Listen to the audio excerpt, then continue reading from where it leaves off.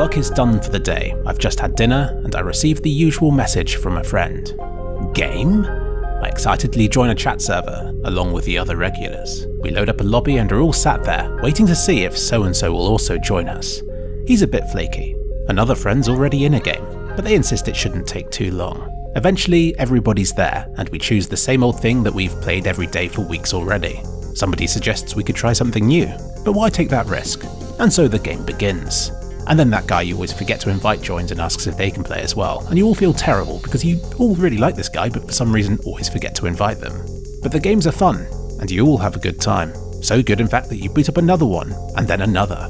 Then as the night wears on, you all split off into the usual smaller groups. The hardcore play one last game, while some other people go off and do something else instead.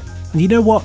It's bliss. You look at the group you're playing with, and you look at the games you're playing, and you wonder why it was ever anything different. You've all discovered something wonderful, and you all belong, and it feels like it'll last forever. But gradually, things do start to change. It takes longer to get everybody together in the chat. People are flakier than they used to be.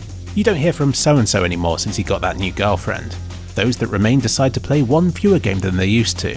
One day a member decides not to play and never comes back. Perhaps you tried a new game mode that one time, and some people seem to prefer that one, but others prefer the old one.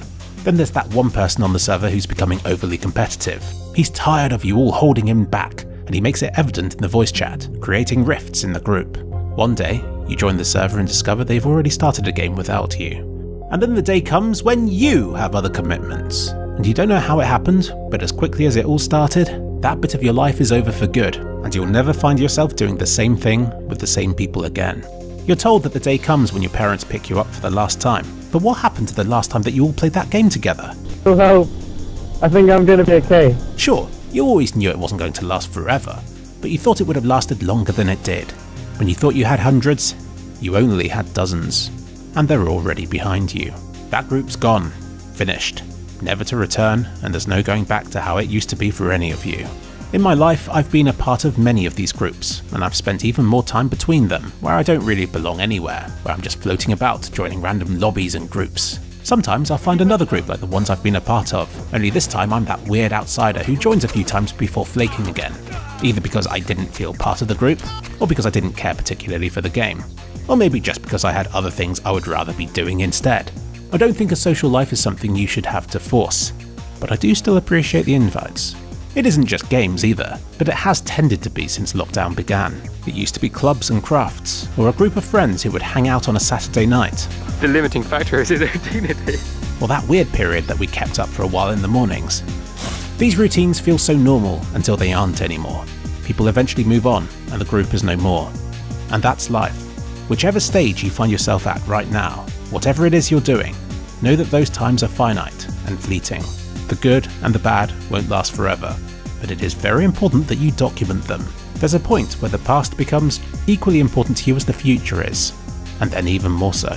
So store those random recordings safely away in a folder somewhere, and for the love of God, have some footage of you with your grandparents.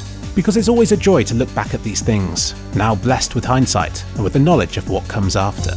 Suddenly, the uncertainties you had at that time seem unfounded, and life back then seemed simpler. Life isn't about some unknown in the future, it's about the here and now, about the things you do and the people you do it with. It's about creating weird and intimate connections with others. It doesn't matter if they last, only that you make them in the first place. No, I'm getting sucked up.